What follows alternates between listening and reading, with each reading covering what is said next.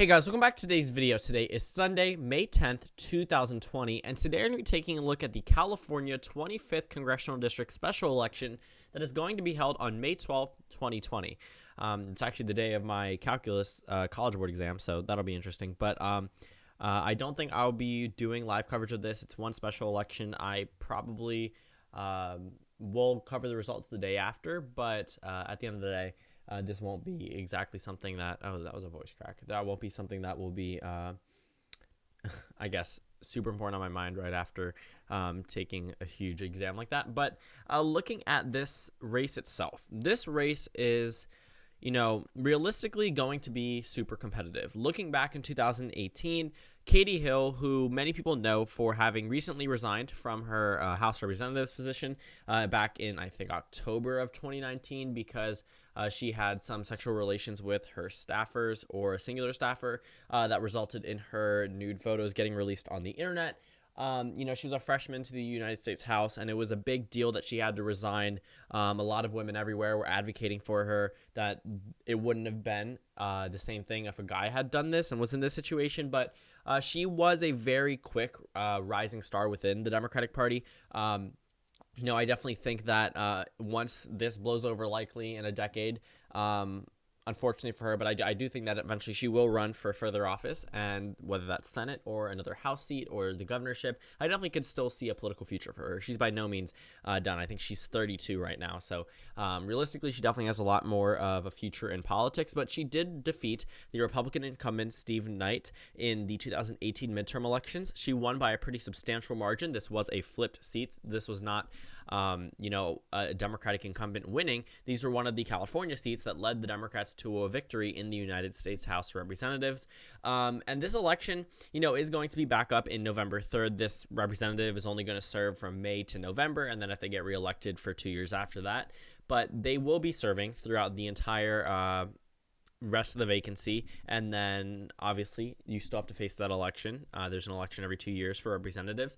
But when you take a look at the candidates, we have Christy Smith, a state legislator that represents the 25th district, at least most of it, and Mike Garcia, who I honestly don't know exactly what he was known for prior to this. He's a Navy veteran and businessman. The interesting thing about this, though, is the former incumbent Steve Knight, who ran in 2018, actually ran in this race and ended up losing the jungle primary, not making it into the top two. Mike Garcia was actually endorsed by President Trump back in January, so it was kind of a big deal that Steve Knight, the incumbent representative prior to 2018, wasn't even endorsed by the local GOP. A lot of Republicans flocked away from him, including the president, mainly because they saw him as a candidate who would lose. Realistically, Mike Garcia just had a pretty substantial victory over him. It was close in terms of its margin, but realistically it wasn't actually close. It was because it was a jungle primary and there was no clear distinction between a lot of the Republican candidates. On the Democratic side, there's Cenk Uygur, who's the host of the Young Turks. A lot of people know who he is. He ended up running short with only 6.6% of the vote. There was a lot of opposition to him, mainly because he didn't live in the district, and it just seemed like he was carpetbagging. But Christy Smith, state assembly woman, and she ended up winning the primary. She got first place in the jungle primary. She got 36.2% of the vote. Mike Garcia got 25.4%. Steve Knight, again, the incumbent, he did run short. He did get third place, but again, realistically, it wasn't close. But if you look at the percentages, it seems like it was. But at the end of the day, we pretty much knew who the candidates were going to be. And this race is actually evolving in 2 days. Christy Smith definitely is not the progressive type candidate. She's not the necessarily, I guess, Bernie Sanders of this race. That would have been Cenk Uygur, who ended up losing the primary. And Mike Garcia is definitely very similar to Donald Trump. Donald Trump endorsed him pretty early on, but as we got through the primary, a lot more Republicans have come to endorse Mike Garcia for this race. And if you look, there's a number of people who endorsed him, a lot of local people. The same thing goes for Christy Smith. So this is actually the primary endorsements. But as we get into the general election, there's a lot more a lot more.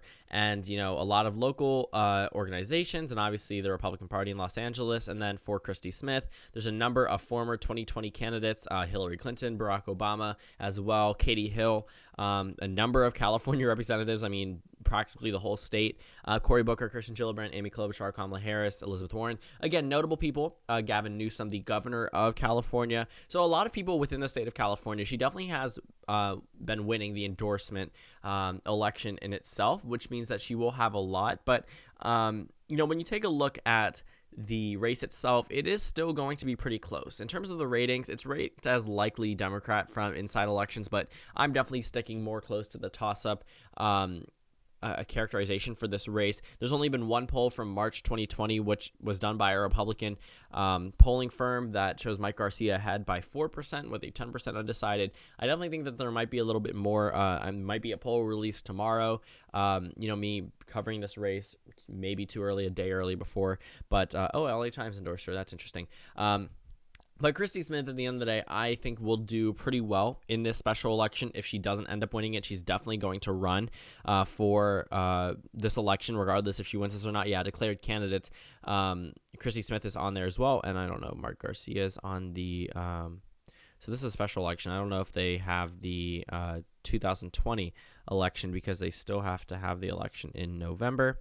Okay, whatever. So this is just the special election. I want to see if anyone has announced for the general election. Okay. Anyways, that's besides the point. I guess these candidates, a separate primary and general election on March 3rd. So I guess these are the candidates for the November race as well.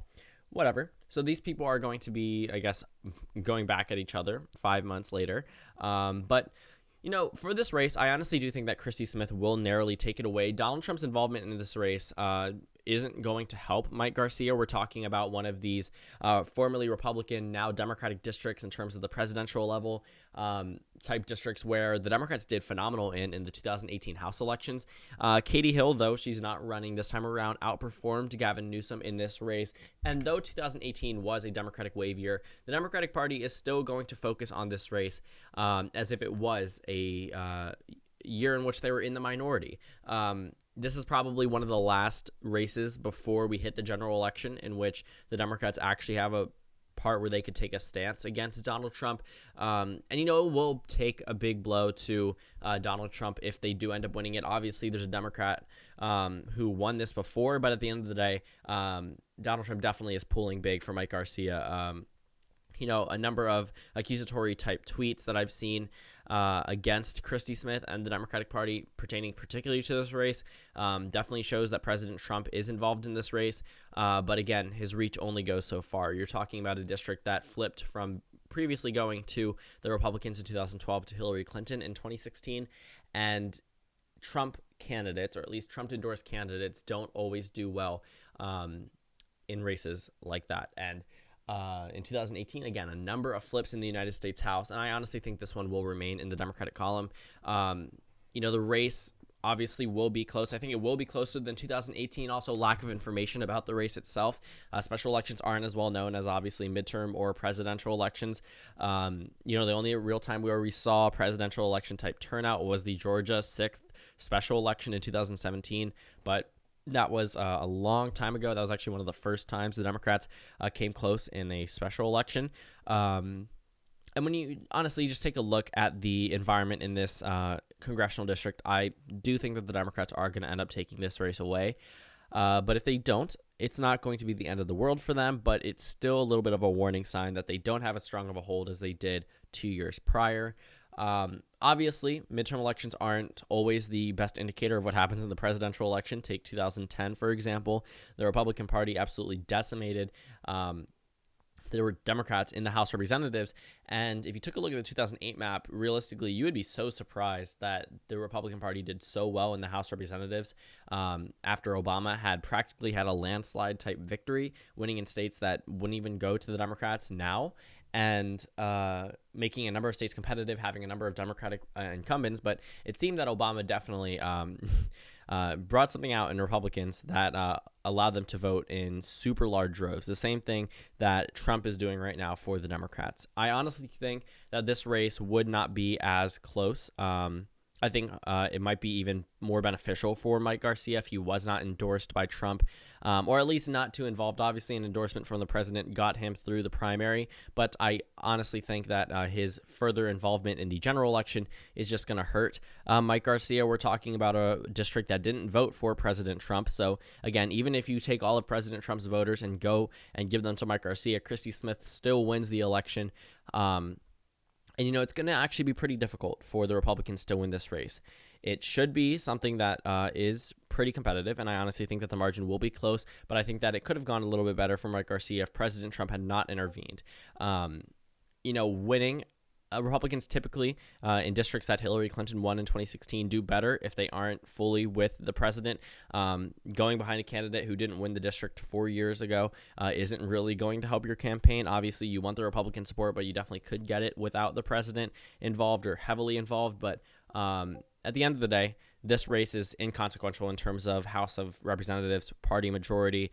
It's one race, and it's going to be up in 5 months from now again for the general election, and we'll see how that turns out as well. But for right now, I'm going to go ahead and say Christy Smith narrowly wins this election. I don't think it'll be a likely Democratic column. I think it will be close, but I do think that the Democrats do end up taking this one away. And if you add up all the vote totals, it's still close. It's 51% for the Democrats and 49% for the GOP, which is also really interesting to me. So thank you guys so much for watching this video. Make sure to comment down suggestions below, and I will see you all tomorrow.